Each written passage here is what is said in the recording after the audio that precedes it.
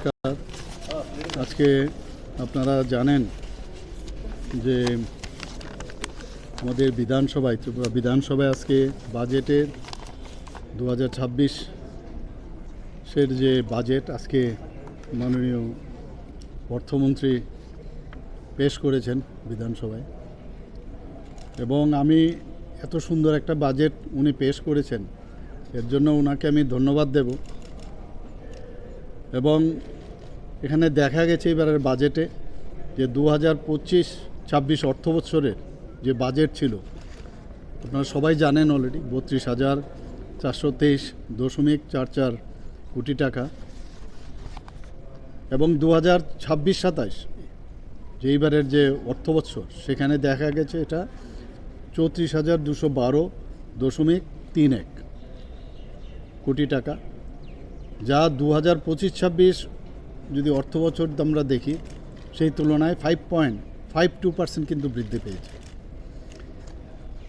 আমরা অর্থনীতিকে আরও বেশি যাতে চাঙ্গা করতে পারি তার জন্য ইনফ্রাস্ট্রাকচার মানে মূলধন ব্যয়ের উপর আরও আমরা জোর দিয়েছি। এবার বাজেটে দেখা গেছে 2025-26 অর্থবৎসরের বাজেটে ব্যয় 7,903.26 কোটি টাকা সেটা অনুমান করা হয়েছিল, এবং 2026-27 অর্থবর্ষে এটি 8,945.92 কোটি টাকা অনুমান করা হয়েছে, যা 2025-26 অর্থবছরের বাজেটের তুলনায় প্রায় 13.19% বৃদ্ধি পেয়েছে।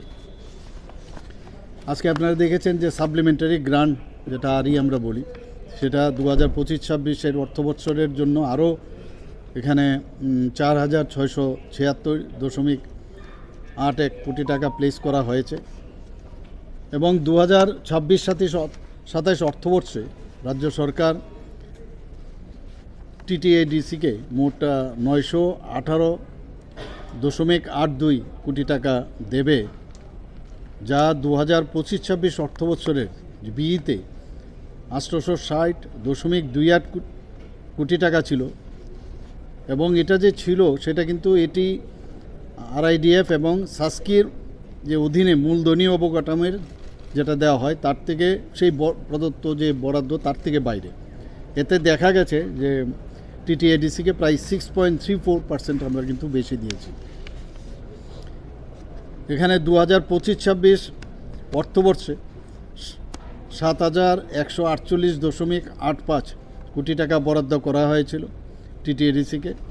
2026-27 অর্থবৎসরের বাজেটে টিটিএডিসির যে বরাদ্দ সহ টিএসপি, যেটাকে আমরা সাবপ্ল্যান বলি, ট্রাইবাল ট্রাস্ট প্ল্যান, সেখানে মোট বিধান রাখা হয়েছিল 7,542.6 কোটি টাকা।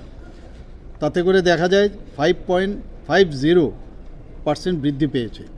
টিএসপির আওতাধীন তহবিলের বেশিরভাগ অংশ দেখা যায় টিটিএডিসির এলাকায় ব্যবহার করা হয়। এবারের বাজেটের সবচেয়ে বড় ইম্পর্টেন্ট যেটা, সেটা হচ্ছে নতুন কর কিন্তু আরোপ করা হয়নি। এবং যদি আমরা জানি health is very important for us, তো হেলথ ডিপার্টমেন্টে স্বাস্থ্য খাতে প্রায় 2,441.50 কোটি টাকা বরাদ্দ করা হয়েছে, যা 2025-26 অর্থবৎসরে তুলনায় 25.29% বেশি। গ্রামীণ উন্নয়নে যদি আমরা দেখি সেখানে 9,094.57 কোটি টাকা বরাদ্দ করা হয়েছে, যা 2025-26 অর্থবৎসরের তুলনায় 117.50% বেশি। যদি আমরা এগ্রিকালচার বা সংশ্লিষ্ট খাতে আমরা দেখি সেখানে 1,985.61 কোটি টাকা বরাদ্দ করা হয়েছে, যা 2025-26 সালের তুলনায় 5.31% বেশি।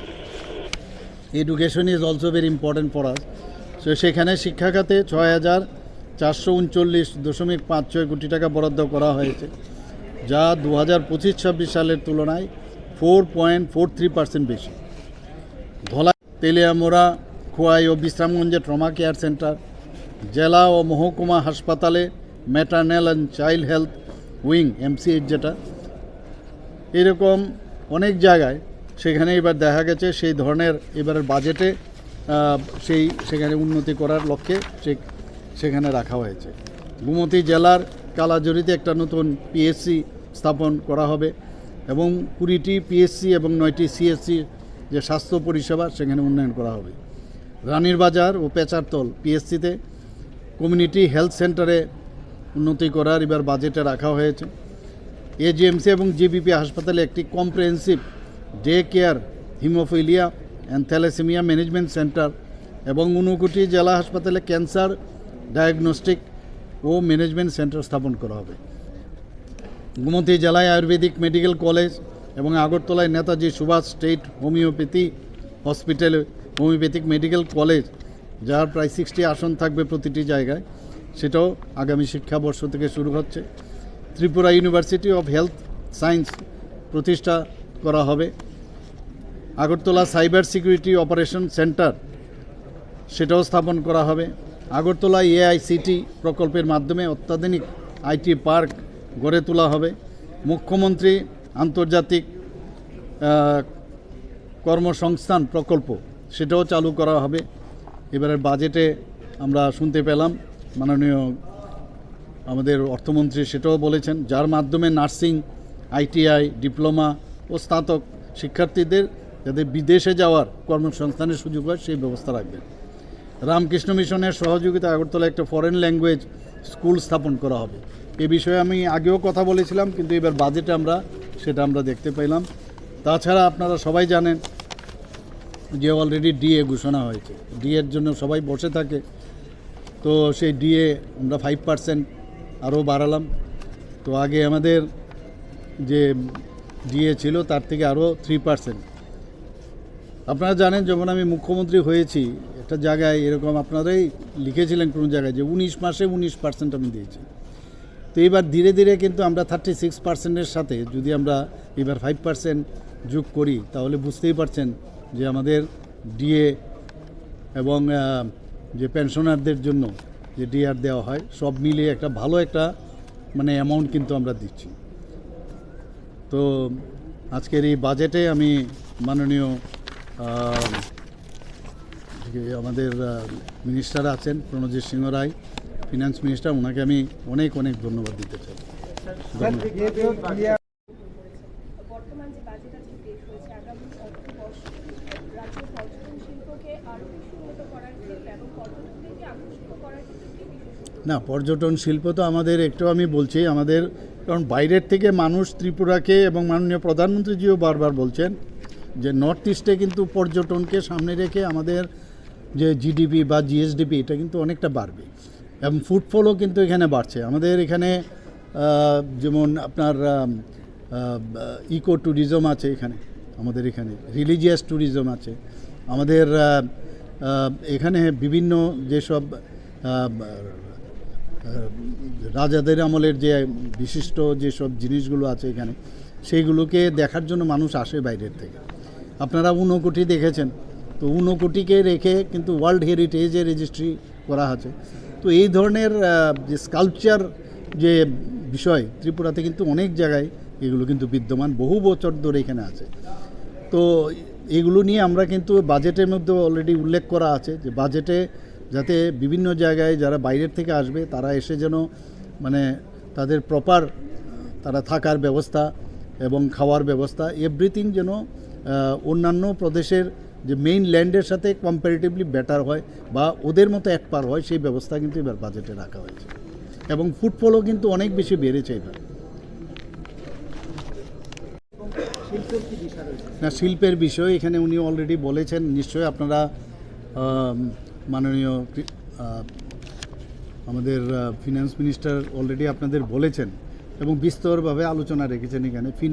আমরা তো শিল্পের জন্য আমরা চাইছি, এখানে শিল্প আসছে এখানে এবং শিল্পের জন্য বাইরের থেকে প্রচুর মানুষ কিন্তু এখানে আসছে এবং আমাদের যে রাবার, আমাদের যে আগর, আমাদের ব্যাম্বো এবং এখানের যে রিসোর্সগুলো আছে সেইগুলো সামনে রেখে আমরা মানুষকে বিভিন্ন আমাদের যে পলিসি আমরা রেখেছি, বিভিন্ন ইনসেন্টিভস আমরা দিচ্ছি, যে কারণে প্রচুর মানুষ বাইরের থেকে কিন্তু এই শিল্প করার জন্য এখানে আসছে এবং এই বাজেটেও কিন্তু তার ঝলক কিন্তু আপনারা দেখেছেন।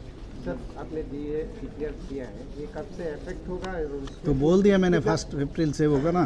1 अप्रैल से ये इफेक्ट होगा। कितना कब ज़्यादा पैसा और देना पड़ेगा? तो बोल दिया मैंने कितना 5% तो दे दिया मैंने ऑलरेडी। टोटल अब तो जानते हो मैंने ऑलरेडी बोल चुका हूँ मैं इसमें कितना हम लोग दे रहे हैं। तो টোটাল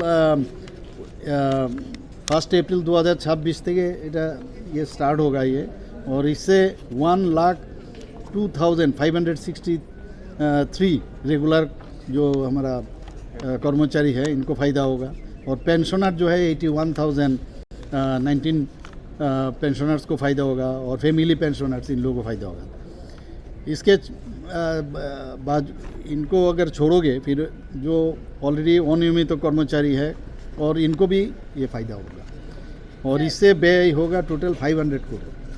স্যার প্রথমবারের মতো অরেঞ্জ ইকোনমিকে প্রমোট করার জন্য এই বাজেটে উল্লেখ রয়েছে, সেই অরেঞ্জ ইকোনমি নিয়ে যদি একটু বলেন। না, এটা বিরাট একটা